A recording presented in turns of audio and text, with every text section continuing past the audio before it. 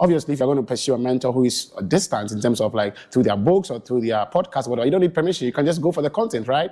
You know, the fact that it's out there means that they are willing to share. One mistake you need to avoid when it comes to seeking mentorship is never ask a potential mentor, can you be my mentor? At this point, I want to just take my time and explain what I've identified as the different currencies of life. When we think of currency, we all think about money, right? Money is not the only currency.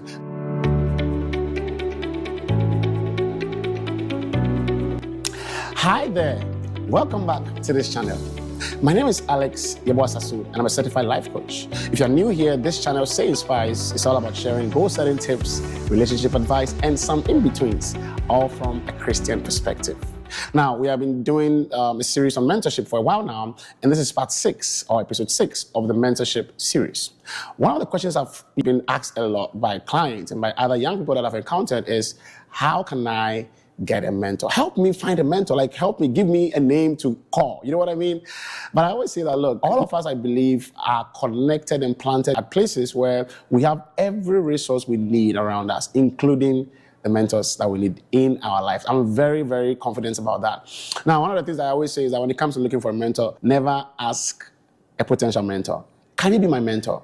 That's very vague. That's too general. That's not straightforward. It's not specific enough. You want to be very specific as much as possible. So I'm going to give you a very good strategy that you can use to get a lot of mentors. Look, I've used this strategy for many, many years now, and I still use it to get so many people in my life who are able to mentor me in different aspects of my life. So think about it this way, okay? Now, remember, this is focused on personal mentors. So trying to reach out to someone that you can talk to and have a dialogue with. Obviously, if you're going to pursue a mentor who is distant in terms of like through their books or through their podcast, whatever, you don't need permission. You can just go for the content, right? You know, the fact that it's out there means that they are willing to share. So I'm talking about personal mentors that you want to have a dialogue and a certain personal relationship with. So think of it this way. You're going to ask 3 different questions that will help you to initiate that conversation, that first conversation, you know. And so these are the 3 questions. Who, how, and what? So think about that. Who, how, and what? Now, let me make this very clear. You answer all these 3 questions if you are approaching someone that you are beginning a relationship with, like you just met a person and you want to initiate a mentorship relationship with the person. However, you skip the first 2 questions and go to the last question if you already know this person, but you want to now get more close to this person and learn from this person. So now let's get into the questions. Now, all these questions, you have to assume that the potential mentor is the one asking you this question. So imagine a mentor asking you, who are you? That's the first question you're going to answer. Okay, who are you? So then the next question, which is how did you get to know about me? And the last question is, what can I do for you? So think about it. Who are you? How did you get to know about me? And what can I do for you? Like I said earlier on, if this is somebody you already know, you just go straight to how can I do for you. Obviously, you know the person already, so there's no need to answer the first 2 questions. So I'm going to give you a very simple example, which I use all along. You know, so for example, hello sir, my name is Alex Sasu. I'm a student at New Orleans Baptist Theological Seminary, you know, offering counseling. So that's like, who are you, right? Then I just move to the next question. How did you get to know about me? So, well, you know, you came to our seminary to give a talk during one of our conferences last week, and you did mention that you are around for the entire week and anybody can come and see you to talk to you. And I really liked the presentation, and I feel like, you know, there are some questions I have that I want some help with. So that's, how did you get to know about me? And the final one is, what can I do for you?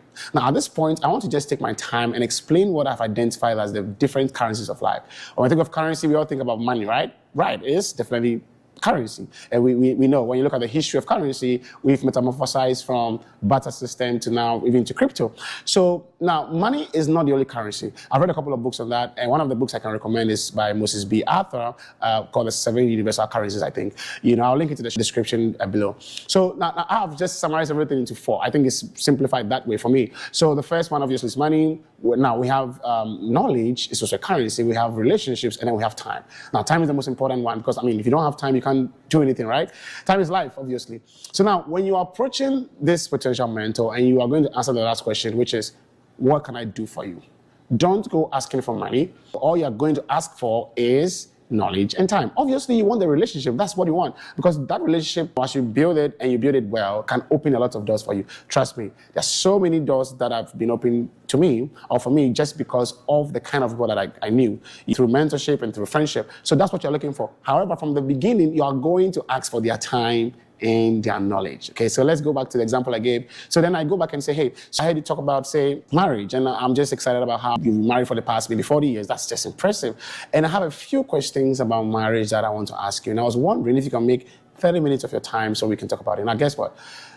You are asking for 30 minutes, which is not really a lot of time. You are asking the person to talk to you about marriage, which they have 40 years of experience in. There is no, I mean, they can't say no, but the probability of this saying no is very, very low. Now, when it comes to the time, I always say, don't ask for more than 30 minutes. I mean, you can, but it's just safer to ask for little time.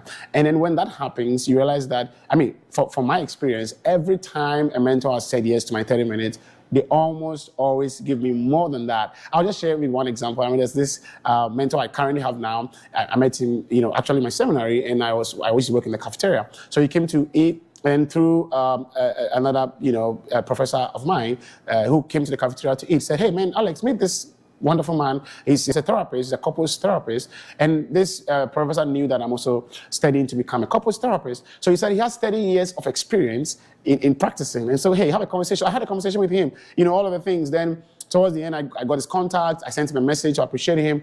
And then I asked for 30 minutes. And guess what? We had like an hour. Then he himself said at the end of the session, Alex, this was so good.